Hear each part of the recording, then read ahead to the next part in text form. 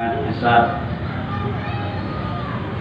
Ayat ini menjelaskan tentang perbuatan zalim. Perbuatan zalim itu ada 3 macam. Yang pertama, zulmun la yaghfirullah. Perbuatan zalim tidak akan diampuni Allah. Yang pertama. Wasani zulmun yaghfirullah. Perbuatan zalim yang diampuni Allah. Yang ketiga, wasalisu zulmun la yatrukuhullah. Perbuatan zalim, aniaya yang tidak dibiarkan Allah, pasti diberikannya sanksi. Zalim yang pertama tidak akan diampuni Allah, itulah kemusyrikan. Sesuai dengan firman Allah di surah Luqman, ya bunayya la tusyrik billah inna syirka la zulmun azim. Wahai anakku, janganlah kamu berbuat syirik kepada Allah, karena sesungguhnya perbuatan syirik itu kezaliman yang paling besar. Kalau dosa syirik tidak akan diampuni Allah, dan ini selalu kita ingatkan, karena Nabi sendiri pun masalah tentang kemusyrikan ini selama 13 tahun selalu diulang-ulangnya di kota Makkah.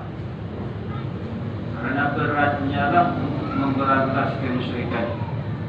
Nabi SAW meninggalkan kota Makkah. Kemusyrikan itu masih tetap utuh di kota Makkah. Bahkan terjadi patung-patung di sekitar di Ka'bah. Mengincar ke Rasulullah. Baru Rasulullah Sallallahu Alaihi Wasallam mau melaksanakan umrah dan haji.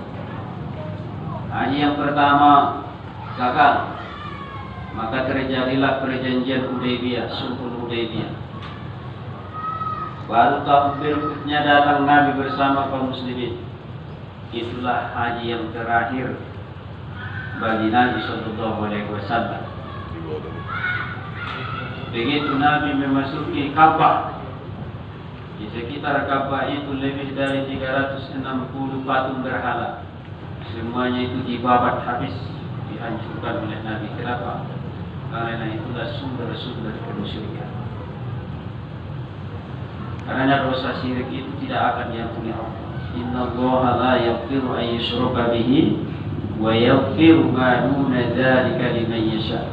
Sesungguhnya Allah tidak akan mengampunkan dosa-dosa syirik, namun Allah akan mengampunkan dosa selain dosa syirik. Itu yang pertama, kezaliman. Kezaliman yang kedua, diampuni Allah. Itu perbuatan zalim terhadap diri kita sendiri. Dianiaya diri riba, dizolimi diri riba. Misalnya menjual kebutuhan di diri riba, lagi merubah dokan, anak menjual merubah, mangin masuk ini, misal beron saja. Bahkan mau menjual ini diri. Pada kezaliman nasional dimaafkan Allah, jadi yang punya Allah apabila kembali ibadah Allah, mal istighfar ibadah Allah, mengingai zalimi Allah ibadah. Namun binatungi dua, misalnya major aturan jatah ni pembangan tu dunuri dosadari, dipotongnya menjadi satu makingan yang sadari. Kan menzalimi diri sendiri. Jauh saya akan menukul naik, au buah pun nama Allah Taala jo. Adung dalam dalam buah pun ni. Ya Allah ya Tuhan putus pun menjual ni adung deh. Jangan merai makanan. Imam kezaliman terhadap diri sendiri itu akan dimaafkan Allah Subhanahu wa Ta'ala. Yang ketiga, perbuatan zalim yang tidak dibiarkan Allah, itu kezaliman kita kepada orang lain. Pada perbuatan zalim di bagaimana lain, namun tidak dibiarkan Allah. Misal, ada kalang antara zalimitas. Pada sampai nomor 2 ayat Allah Subhanahu wa Ta'ala, Nabi mengingatkan kita, ittaqu da'watal mazlum fa innahu laysa bainahu wa bainallahi hijab. Hati-hatilah dengan doanya orang yang terzalimi, karena tidak ada lagi penghalang di antara dia dengan Allah. Langsung diijabah Allah, jiru hanyalah terzalimi. Kemudian apa lagi? Kezaliman yang tidak dibiarkan Allah, menghalang-halangi orang dari masjid Allah. Hati-hati. Saudara kita anak betul itu sih. Macam di pardoni alasannya. Betul tadi menghalang-halangi halang ke masjid. Jangan ikut-ikutan kita menghalang-halangi program masjid. Ada rukun masjid. Nah, rukun masjid dalung diperkhususkan tempat untuk beribadah kepada Allah. Masjid. Dan musola beda, mula musola dalam Jumat, mula masjid dalam isi Jumat. Masjid jami kumpul dalam musim lepas. Nampak ibu dalam musim, mau masjid apa makan. Ulang berdoa tadi. Orang masuk ni. Ulang berdoa tadi bahawa sa'a fi khurabiha, dan berusaha untuk merobohkan masjid. Apabila masjid itu sudah didirikan di situ masjid, walaupun itu milik pribadi kita, tanpa kita ucapkan itu sudah menjadi wakaf. Aturan di masjid. Kalau begini orang masuk masjid kan dibangun. Mereka tahu dalam sisi bayar. Kalau habis ini berkucina itu tu. Dan usul masuk yang kumuyu dia kan. Masih bulan dia. Asal madungi patola dalam posisi solat, walaupun itu milik pribadi kita, maka itu sudah menjadi wakaf. Beda dengan yang lain, masalah wakaf yang lain itu akad khusus masalah masjid. Maka masjid itu sudah menjadi rumah Allah. Masjid kan rumah Allah. Apa kata Nabi sallallahu alaihi wasallam? Afdalu ahabbul bilad ila Allahi fil ardh. Masjid yang paling disukai Allah, tempat-tempat di muka bumi ini adalah masjid. Nah, paling jauh keluarnya Allah Ta'ala tempat di muka bumi ini adalah masjid. Wa aqwaduha ilallah aswaq. Nah, paling banyak keluarnya Allah Ta'ala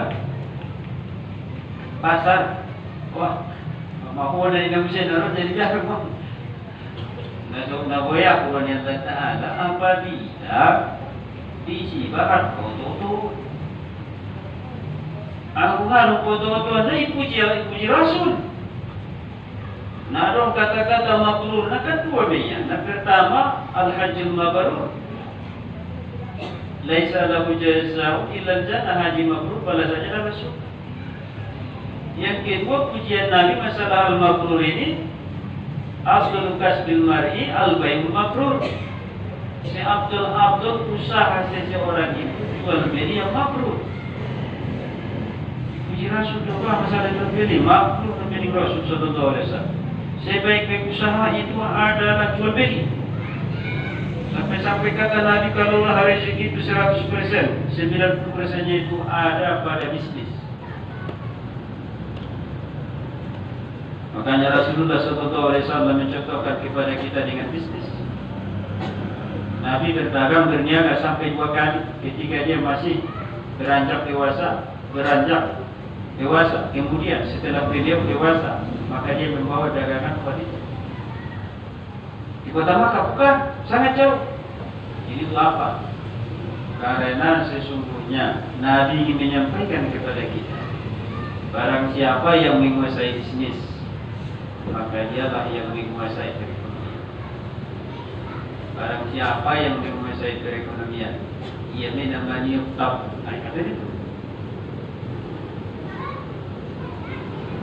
Dari Maulana PNS masuk ke 10% ini. Maulana Karedo ada penadai. Huruf kasar. Nomor sabar, nomor pokok, media nomor masuk 10%. Tapi Ustaz sudah misalnya Maulana PNS semua ni pariwan pada nama jaga PNS.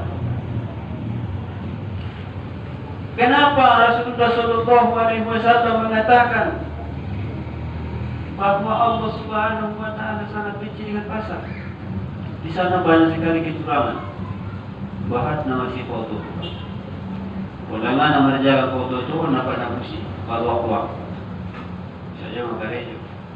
Jadi dia tahu jujur bernama nama jaga. وويل للمطففين الذين إذا اكتالوا على الناس يستوفون. Karawai laknat bagi orang-orang yang curang. Curang dalam apa itu? Alladzina idza iktalu 'alan nasi yastawfun. Apabila mereka menimbang menyukat untuk diri mereka, manabusia yastawfun, cukupkan timbangan. Wa idza kaluhum aw wazanuhum yukhsirun. Tapi boleh bangga di siap gati timbangan, gati liter naik. Ini dilaknat Allah. Aharna paling jauh ni Allah di depan Rasul, masajiduha masjid. Mulai jatuh kita balik-balik kalau kita bersihkan. Ketukannya namanya. Balai taruh garikok keping ni, garikok keping ni berapa nak masuk kan? Garikok keping ni baru dia izin bila kadang-kadang nak cocok nak kamu. Masuk ni tu saya tulisan. Ini yang kita menjawab. Mana yang paling kita cintai? Di masjidkah atau di pasar sari? Kalau Allah mengatakan Allah lebih mencintai masjid, makanya karena Allah lebih mencintai masjid, barang siapa yang menghalang-halangi orang lain untuk mengingat Allah dalam masjid, sholat, berzikir, apa saja, asalkan yang baik, gunanya hanya untuk mengingat Allah, maka orang yang menghalang-halangi ini itu termasuk perbuatan yang paling zalim. Kang Bapak kami bisa memahami rahmati Allah. Termasuk juga salah satu perbuatan zalim itu menghalang-halangi masjid itu. Misal, kadang-kadang di zaman tahun ada lebih masjid kurang lebih baju punya sampingnya dengan berbeda pemistisan normal. Apabila niat mendirikan masjid itu, niat orang ini untuk memecah-mecah jamaah masjid yang pertama, padahal masih mencukupi tempat itu. Ini termasuk dalam kategori ayat ini. Tapi apabila tujuannya itu mendirikan masjid, memang karena masjid itu tidak memungkinkan lagi kan itu. Atau mungkin karena dalam masjid itu apabila mungkin satu masjid itu tidak akan ada kenyamanan di antara jamaah, daripada menimbulkan fitnah dan tidak ada yang menghalang-halangi orang yang berbuat zalim terhadap masjid itu, orang-orang yang mengotori masjid. Kalau masjid Sirdo tadi rumah kotor-kotor, ini termasuk perbuatan zalim. Sampai-sampai kata Nabi Sallallahu Alaihi Wasallam, barang siapa yang mendaki masjid, maka kifaratnya kata Nabi izalatuha, menghilangkannya wajib bagi kita. Itulah caranya supaya Allah mengampuni kesalahan kita. Kita mungkin meludahi bahkan. Tapi nasering kadang-kadang menumpuk ada sampah-sampah ini bagi kantong ini basotik. Boleh bermain apa dari sini? Itu kata Nabi Sallallahu Alaihi Wasallam, supaya Allah memaafkan kesalahan kita itu, ambillah. Katringan menumpu kesalahan, mumui lah, hinai lah kan? Karena masuk dalam ancaman ayat ini. Mungkin ang sampah tidak boleh menghidup. Kita dengar menghidup. Kadang-kala di sebahagian masjid banyak orang-orang yang merokok, kan betul? Ini perbuatan ini apabila terjaga yang memang terjaga sampah-sampah rokoknya ini timur-timur beranak. Ada jago ya doh. Jadi yang menekan jago ini saya menghadapi si wajib dia ni. Ada orang dengan BKM, benar ni so. Ni dia bisa dia, ada satu kau ni BKM nanti, bawa kotor-kotor ini. Ya, lalu saya ni. Maksudnya apa kata Nabi? Apabila semua orang ini ikut dalam memampukan masjid, maka masjid itu akan terjaga kebersihannya. Adab salah satu mendirikan masjid itu antunal sobat. Masjid itu kata Nabi harus selalu dibersihkan. Siapa? Setiap orang. Kemudian bagaimana? Waktu thayyaba, kemudian diberikan harum-haruman. Itu kata Nabi. Untuk apa? Supaya kita bisa khusyuk dalam beribadah kepada Allah Subhanahu wa Ta'ala. Oke. Barangkali yang masalah menghidup kata dia. Saya sering kadang-kadang menunggu di bahasa bagian dalam tadi. Mana ni kan? Ada orang sahabat. Satu belali ya. Yang orang ini dalamnya. Umur di dalamnya meninggal kuni di masjid ini. Kamu semua ni barang ini berdosa ni. Diancam. Walau khizyun fil hayati dunia, mendapat kehinaan di hukum Allah. Baik. Kadang-kadang menunggu mulai lari akan itu. Syukur mah dunia lah pula. Oh, nak dunia lah kan apa keadaan itu kita sabar waktu itu. Pada kita orang joy mesti. Bisa berharap kaum bapa kaum ibu jemaah yang dirahmati Allah Subhanahu wa Ta'ala.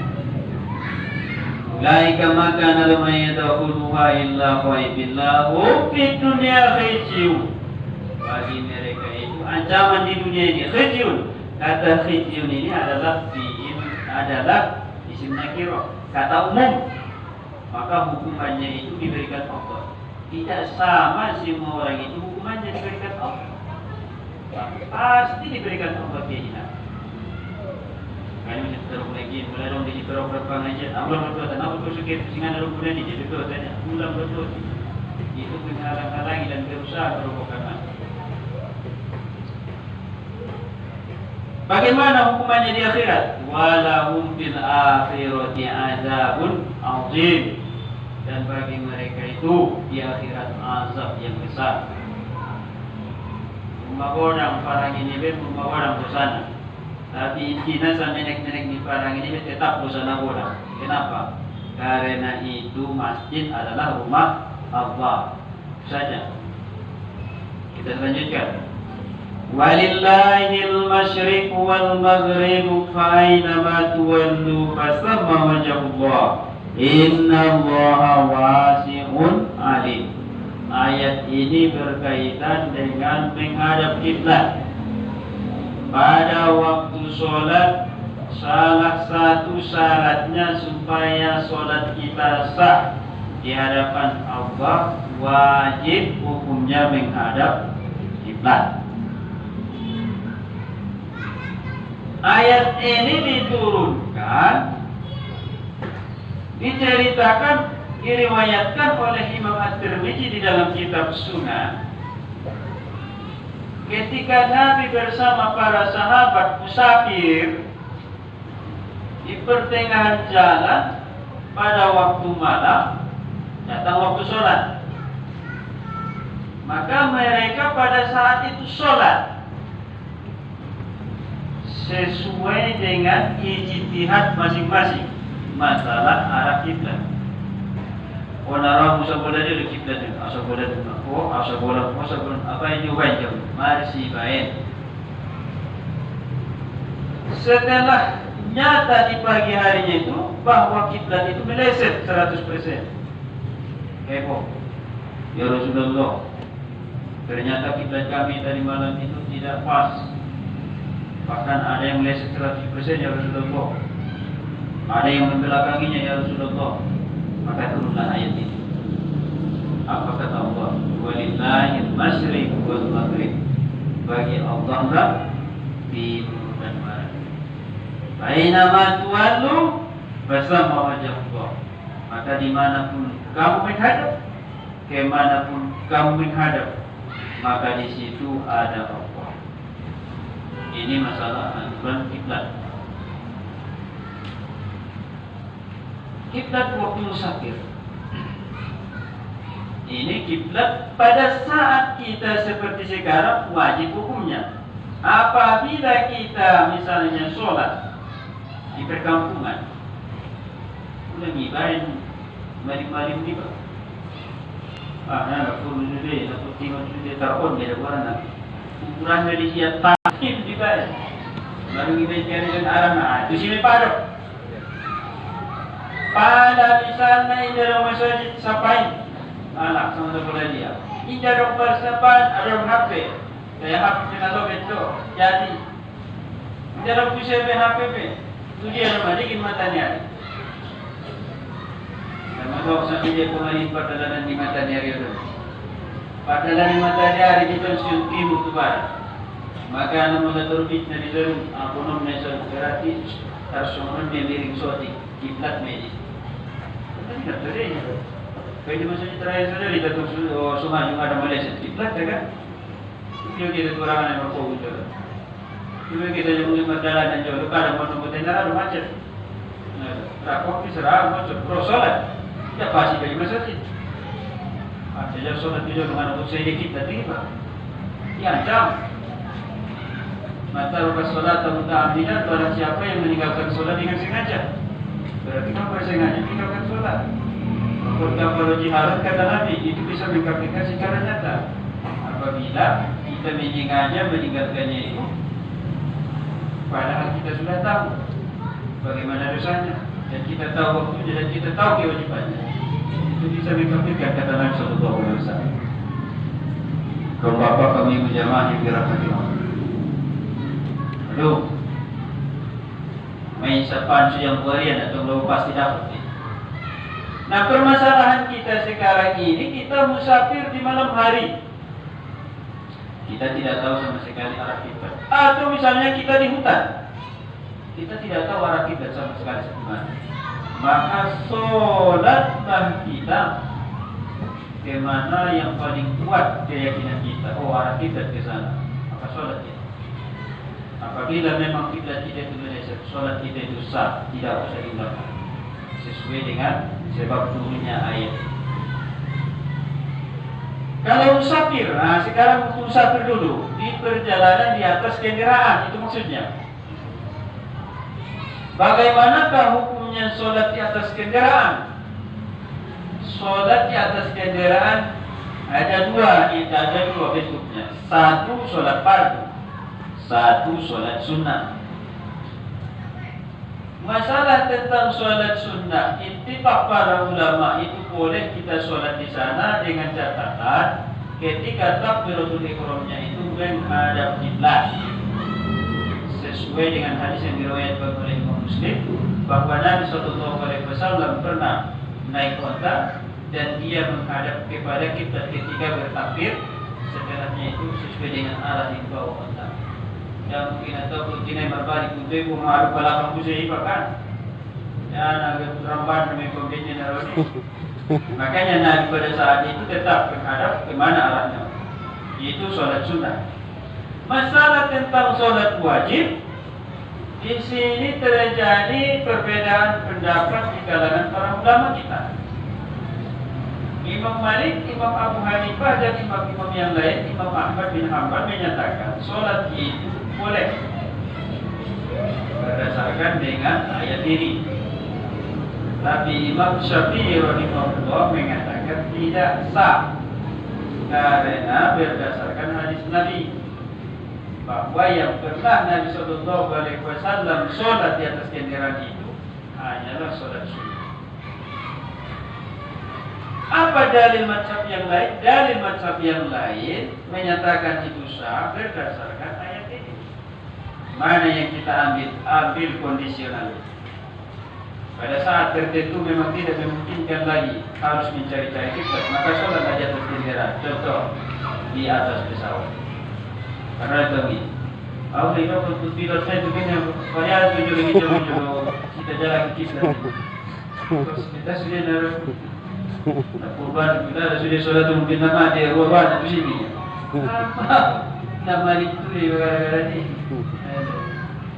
Makanya apabila dalam kondisi seperti itu, maka sholat lagi. Kemana arahnya yang kita yakin? Sepertinya arah kita di sana. Saya ingat rumah ibu Ustaz. Dia mana di pesawat? Arah pokoknya arah tujuh. Ada nak taruh sini betul semua ni. Karena memang arah tujuh, lama yakin pun bahwasanya memang saya menghadap ke Ka'bah itu saja. Benar tidak benarnya itu tidak lagi urusan kita. Hanya kita serahkan kepada Allah. La yukallifullahu nafsan illa wus'aha. Kaum bapak, kaum ibu jamaah yang dirahmati oleh Allah Subhanahu wa taala. Walillahil masyriqu wal maghribu fa aina ma tuwallu fasamma wajhullah. Ini harus ada dalam keyakinan kita. Di mana-mana pun kita dalam hidup ini, Allah selalu bersama kita. Sejauh sedekat manakah Allah kepada kita? Kadang lahu subhanan sebagian memberi dosa, dan yakin dia Allah tidak jawab sini. Sedekat apakah Allah kepada diri kita masing-masing? Wa ana aqrabu ilayhi min hablil warid. Bahwa Allah itu Allah mengaku saya lebih dekat lagi kepada diri seseorang daripada urat nadinya, urat leher orang. Allah lebih dekat kepada kita dari urat leher. Asli nombor Allah Ta'ala yang Qur'ani sumbernya daripada urat leher. Arana aku urat leher, urat nadiun, nonok talunan dia. Makanya kalau berjalan urat lehernya sampai itu kami libatkan. Ada Pak. Ini kalau berjalan urat lehernya sampai puluhnya. Dalam ini pada baik tukang pakas, beli bobot, urat leher, beli hijau, dalam ini. Itu juga ada. Itu jari-jari ini, soalnya dalam orangnya punya. Tapi Allah Subhanahu Wa Taala lebih dekat kepada kita. Mana kita? Dari ujung rambut sampai ujung kaki. Semua dia donok natuson. Ini pada paham di ayat kita bahwa Allah selalu bersama. Ketika malaikat Jibril datang kepada Nabi Muhammad, ya Muhammad akhbirni anil ihsan. Wahai Muhammad, sampaikan dulu kepada aku tentang ihsan. Maka Nabi Shallallahu Alaihi Wasallam menjawab, faqala anta'budallaha ka'annaka tarahu, fa in lam takun tarahu fa innahu yarahu. Bahwa Anda itu menyembah Allah seolah-olah Anda melihat Allah. Namun seandainya Anda tidak bisa melihat Allah, Allah selalu melihatmu. Pada keyakinan ini pada mengubur. Pada sumbayangin ahadu sudah bisa khusyuk. Karena memang hati kita sering lari dari Allah itu saja. Namun tetap benar wani baik somonon kok. Pandang Allah saja ibu 24 jam non stop. Karena dia tidak. Dari yang saja Allah mina saja jangan jual riba. Ini pemurus pada ini. Kalau kita urutkan, jangan kita berhenti mengawas. Pagi itu terpang. Biar, untuk berbeda ya. Oh, selalu dipandangi. Atau misalnya namanya sudah nama mulut. Iba mana malian? Belum malian kan? Bagaimana? Jangan dimalu misi saja, malu gitu, malu misi. Ada orang yang baru-baru menjual yang kita mana satu kemarin agar indahan membuat negara maka leso. Aku ngaku saja di indahan ibu. Indahan terpilih. Terpilih data-data tu bisa menjadi bermanfaat. Atau misalnya menjodoh dari ada berbagai jatah setiap satu orang jamaah Masjid Raya Al-Aqsa setiap satu orang 100 juta. Dalam syaratnya penting roh bisa jadi dari berbagai juga. Jadi masih dalam aku boleh jauh. Jangan dong menerai, menerai. Alah, dari itu iba mana nafsu. Kan ini tu iba masuk coba tiba je. Nilai ni Allah Taala lo bisa beri. 2 rakaat subuh lebih baik dari dunia dan seluruh isinya. 2 rakaat solat sunnah fajar berbeda. Solat sunnah fajar berbeda dengan Rasulullah lebih baik dari dunia dan seluruh isinya. Dia perlu nilai. Jadi apa ini Pak? Ini selalu jauh. Ada sesuatu menikah dan kurang bersyukur. Ada sesuatu menikah dan kurang ringkas ni Pak. Karena indah kontan bayaran naik. Anggo sopan no kontan bayaran naik. Wasian ulah subayang iso di masjid raya. Kola roh kau si 50 kg bukan. Sumbok tak tu. Kalau benarai mau kan aku kesek-kesek sebenarnya mau mana di bawah mana dia betul. Benarai. Kalau benarai berpulih masuk sakar di pengon lagi buat tu nak satu sumbai. Sakar pilih yang di sini ada, orang beri. Pilihnya dalam nama sakar, dah dalam berarti sakar. Asal mai di nama dalam nalita efek. Tidak muat. Tidak terjago. Kalau nak sakar satu sumbai, lebih berbeda ni. Orang pinggir bisa. Ekonomi yang tinggi lebih ekonomi yang tinggi. Ya. Berdangan. Jadi, mudah masuk merakannya apa? Amangan jadinya. Bisa ngayon Allah Subhanahu Wa Taala berdasarkan ngayon Allah Taala materi. Kita cocok di dunia. Kalau itu dengan Allah Taala, aku saya berdasarkan dengan Allah Subhanahu Wa Taala. Masyaallah Nabi Sallallahu Alaihi Wasallam dalam hadis. Datang seorang sahabat bertanya kepada Nabi Sallallahu Alaihi Wasallam, ya Rasulullah, ayyul mu'minina afdal imanan? Siapakah orang beriman yang paling afdal imannya? Faqala ahsanuhum khuluqan. Yang paling baik akhlaknya. Itu kata Nabi.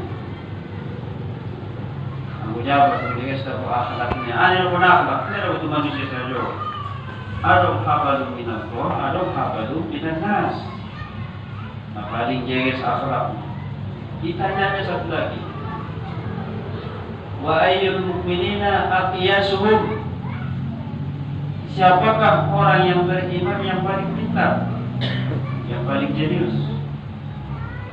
Dari yang sahabat nadanya itu Rasulullah yang paling pintar atau kalau misalnya mereka dari dia maaf.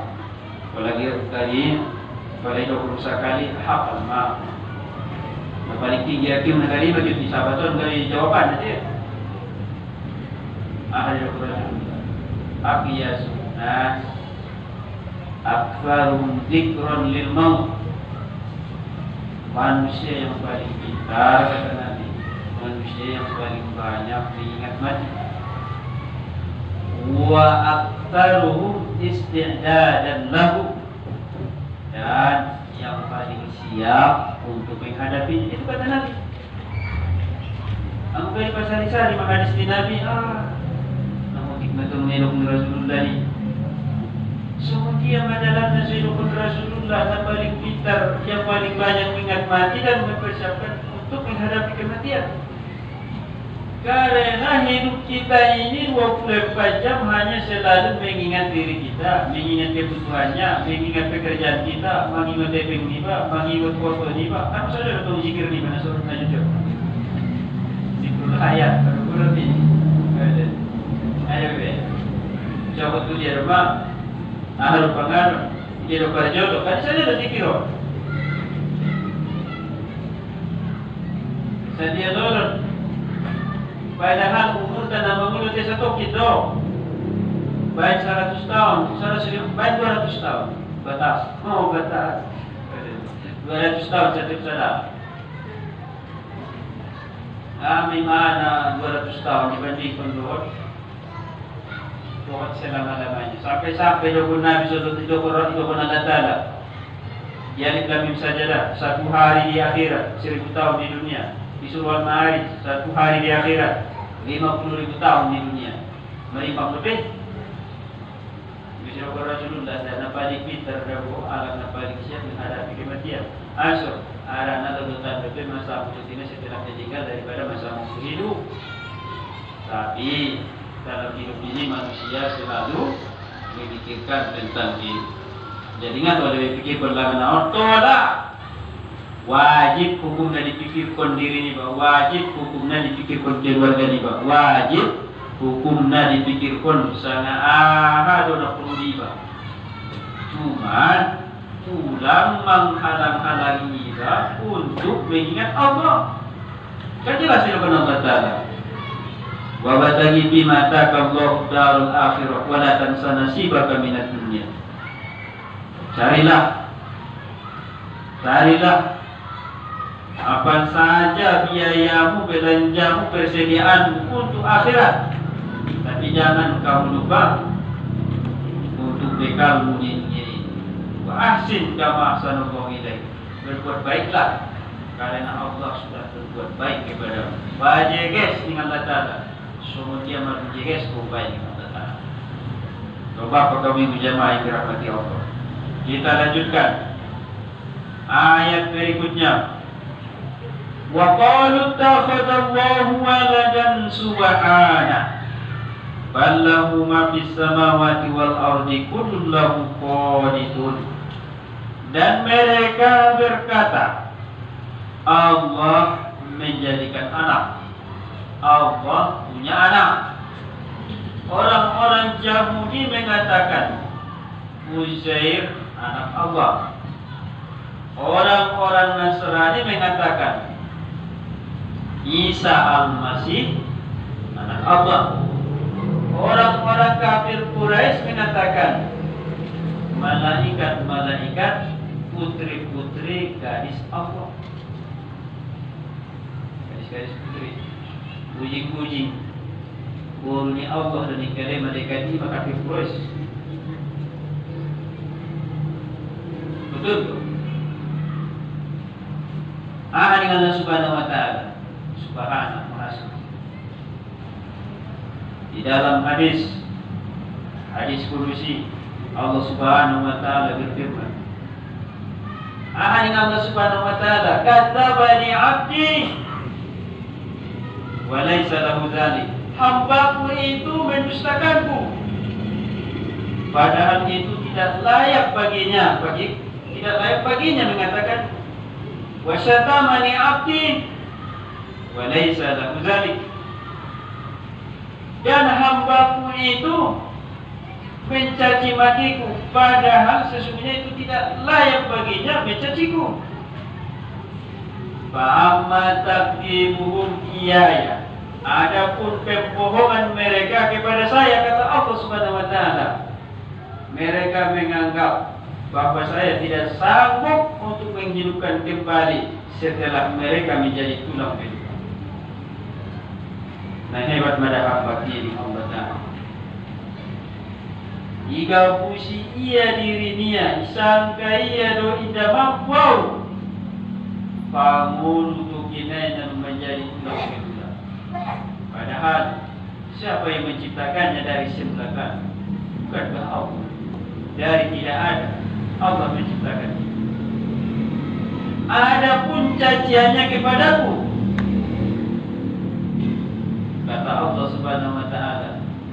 wa qala li bi anna li walad. Dia mengatakan bahwa saya punya anak. Itu tidak layak bagi kata Allah Subhanahu wa taala. Makanya Islam mukmin sejati apa keyakinannya? Qul huwallahu ahad. Katakanlah Allah itu Esa. Allahus samad. Allah tempat bergantung. Lam yalid wa lam yulad. Tidak beranak dan tidak diberanak. Masih berkali Tuhan dimarahi. Karena hati-hati tak. Bawa gitu nopon. Tanggal saja dulu.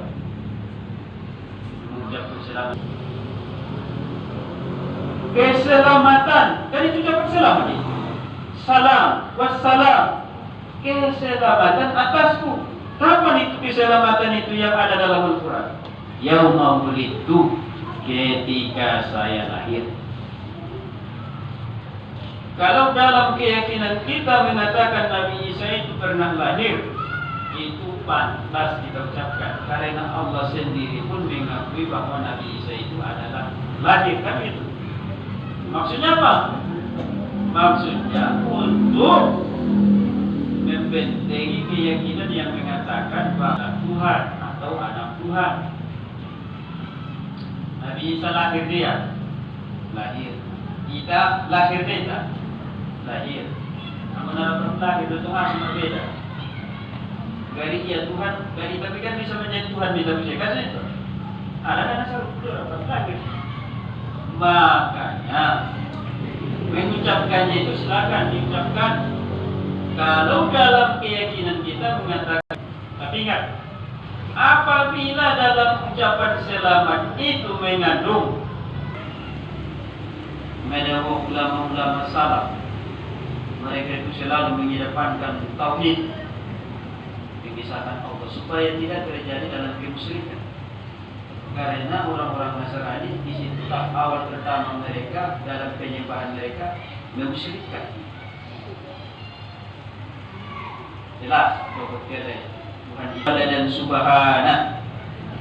Bagaimana ini kita subhana, maha suci Kau ya Allah. Ballahu ma fis samawati wal ardh kullu lahu qanitun.